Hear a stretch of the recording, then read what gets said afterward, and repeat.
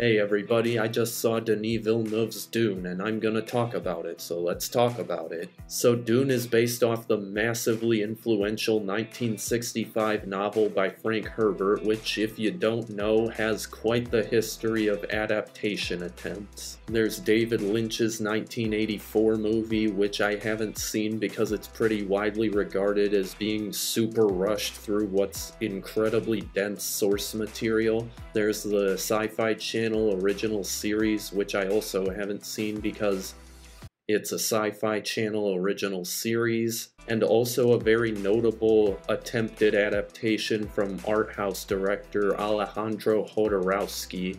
I'd highly recommend you check out the documentary Jodorowsky's Dune because it's basically just a 90-minute session of people just going, I wish this movie existed. So yeah, for a long time it was thought that Dune was all but impossible to make a proper adaptation of. Then along came Denis Villeneuve, whose last movie, Blade Runner 2049, was and still is my favorite movie of 2017, and he had also made a bunch of great stuff before that, which cemented him as one of my favorite directors working today, possibly one of my favorite directors in general. So here's a visual representation of what was going through my head when I found out he was gonna make a Dune adaptation. Sir, here is a check with my name on it. Write down any number on this piece of paper and I will pay it. I honestly don't think there could have been a better director to take on this project because Villeneuve is just a master at sucking you into the worlds that he creates with his movies, even if it's just establishing shots. Because if an establishing shot is this visually creative and enthralling, I'm not gonna complain. Looking back, it honestly feels as though his last two movies, Arrival and Blade Runner 2049, from a visual perspective, were like an audition tape to make Dune.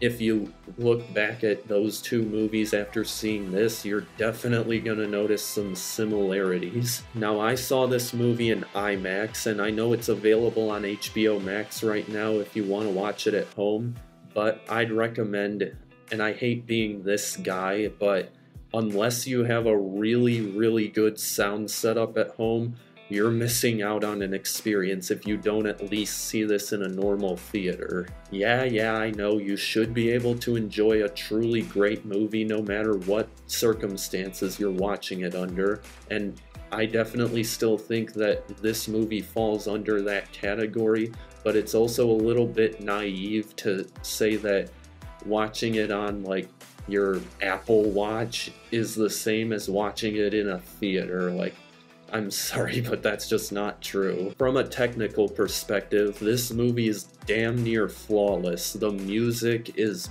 bellowing and chilling. The visuals are just mind-blowing in their grandeur, and the sound design is maybe the best I've ever heard. Like, if this doesn't sweep the sound awards, what are you doing? And just about every member of the cast delivers a fantastic performance, particularly Rebecca Ferguson.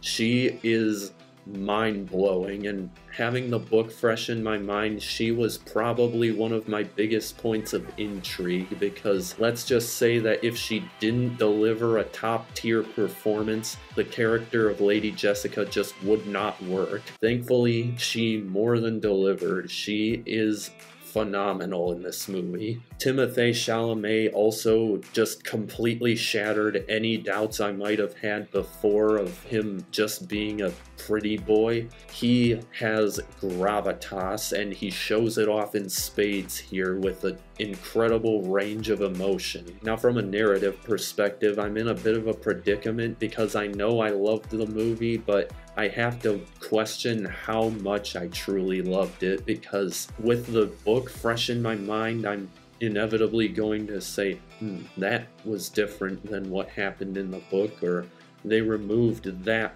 portion of what happened in the book. And if you've ever read Dune, you know just how dense it truly is. So I really don't think you can complain that much when The movie's already 2.5 hours, but in my humble opinion, here's something you probably never thought I'd say about a 2.5 hour long movie.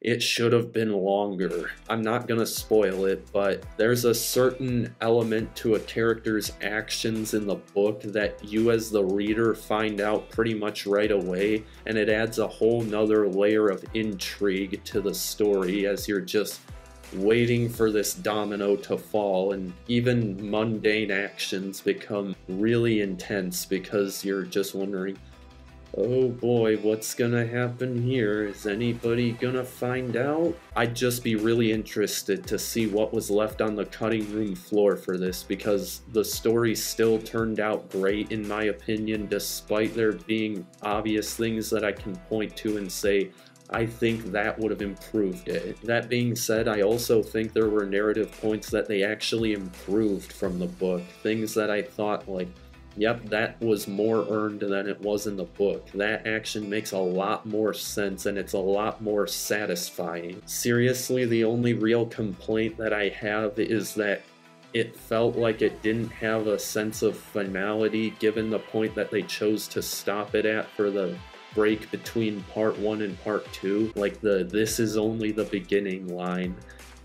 That just didn't feel right. So yeah, if you're familiar with the source material, I think you should just pretend you don't know what Dune is and just take it in as a film, because as a film, it's just phenomenal. So yeah, I'm gonna be tortured as I wait 2 to 3 years for the next one to come out.